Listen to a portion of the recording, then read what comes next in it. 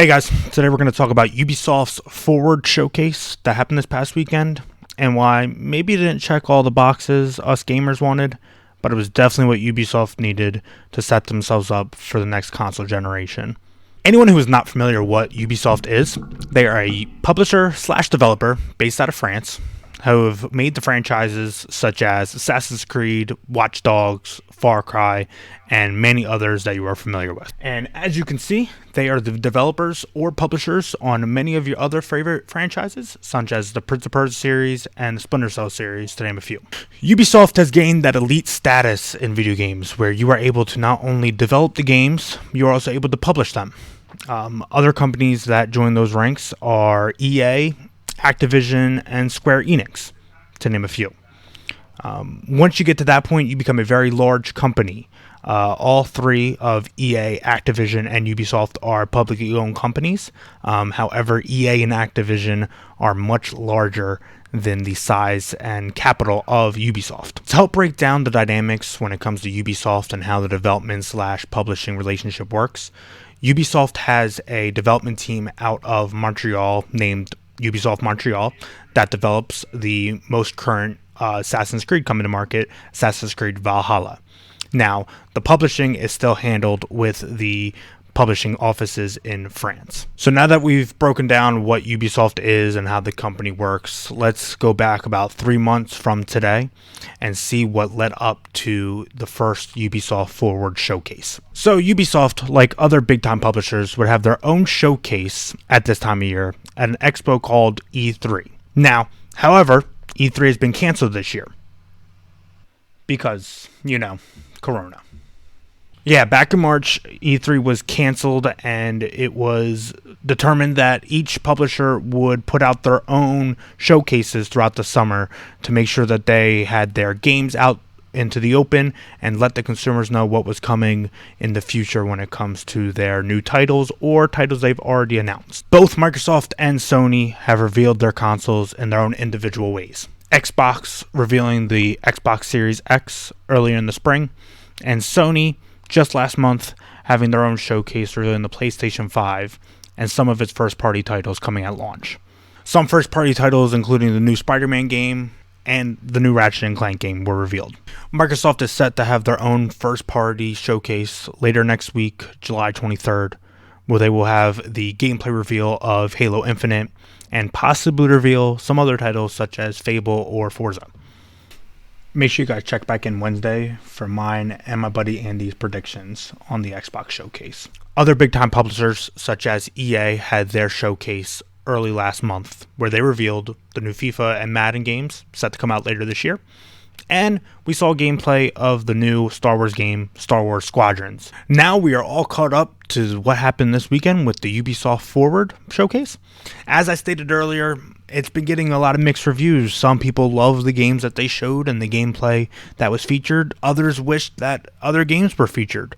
Let's get into some of the good parts, at least from my opinion, that were showcased in the Ubisoft Forward this past weekend. So the first thing shown this weekend was Watch Dogs Legion, which is the third entry in the franchise. In-depth gameplay was shown, game mechanics were shown, how the game is going to work, what area you will be exploring, how you will be developing your team, and what the basics of the game were. Now, I am aware that some of this information was already made public, and we've already seen some of this gameplay before.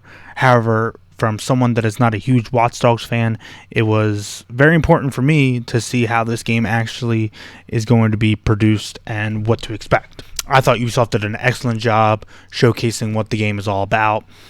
I thought that the setting of the game looks amazing. I think the character and world development looks awesome. Someone that hasn't tried the Watch Dogs series before, I'm more inclined to actually give Watch Dogs Legion a try today after watching the showcase. The premise is the biggest draw-in for me. I think the private militant taking over of London and the resistance-based community is a very interesting premise. How there's no main character. It is the citizens of London are all the main characters and how they form together to create a resistance against this private military taking over the city. They spent a good 15 minutes on Watchdog Legions. They went in depth. They showed how the areas were developed. They showed level design and all of that. So I thought that was a high. They also revealed the release dates for Watchdog Legions, which is October 29th. I will give my thoughts on that later in the video, but that is for a separate thought later. The next thing of note that was talked about in the showcase was Hyperscape, the new battle royale that was in closed beta up until this weekend. Bunch of streamers were getting the access codes and were streaming it 2 weeks ago or so.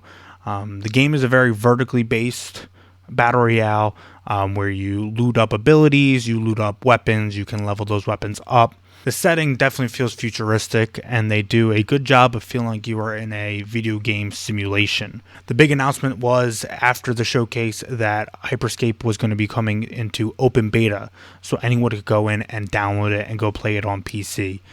Me and my buddy Andy have given it a try. We played for a couple hours the other night. I really enjoyed it.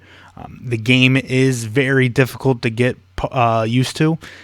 The movement is not your normal movement in a battle royale. The shooting feels a little bit floaty, doesn't feel as hit scan. However, the premise of the game, how you can level up abilities, how you can pick up different abilities, is not unique to the battle royale, but I like the way that they've incorporated the verticality of the map plus all of those abilities as well.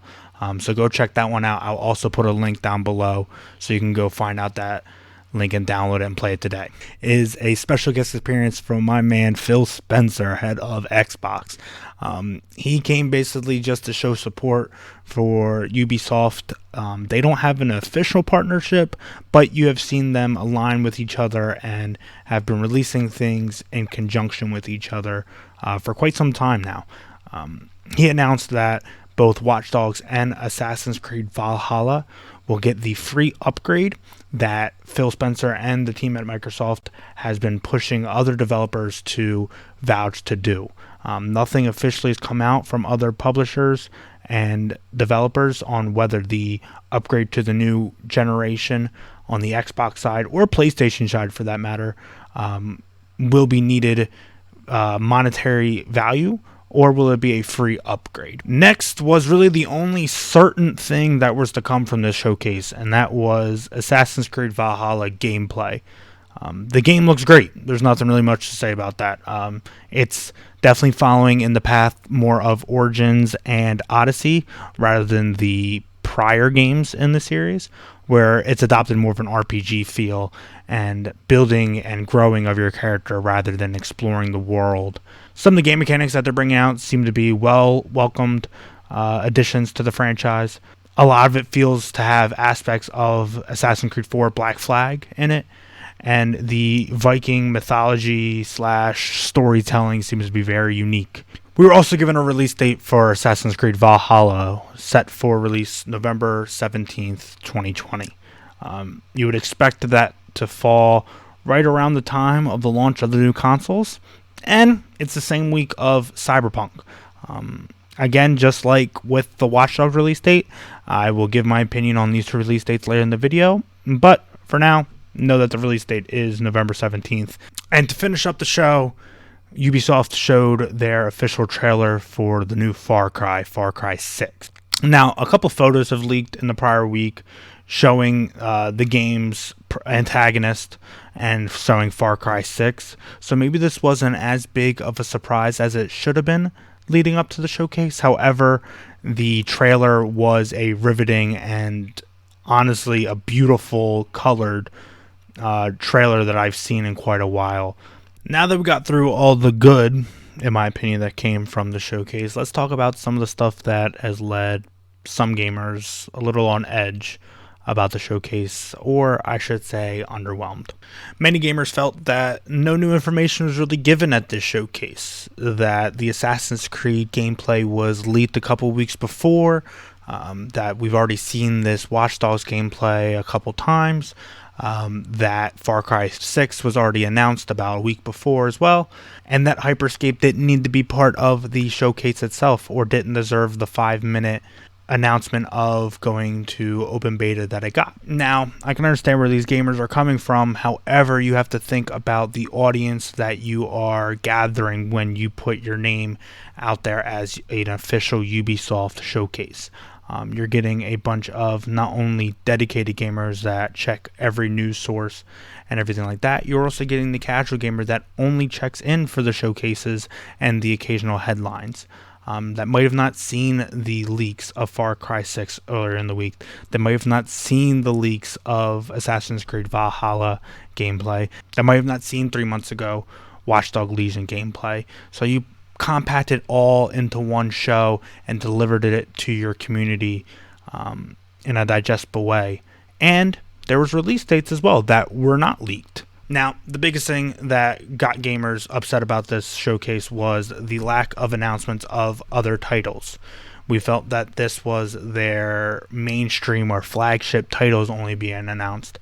However, they have a bunch of other things in the works that we heard nothing about, such as Beyond Good and Evil 2, which we got the live action trailer about 2 years ago, but haven't heard much about since. The rumors surrounding the pirate-themed game Skull and Bones. However, there was news today that that game is getting a reboot and is in development, however, was not showcased at the Ubisoft Forward. Some gamers were also underwhelmed with the 5-minute tribute to Rainbow Six Siege.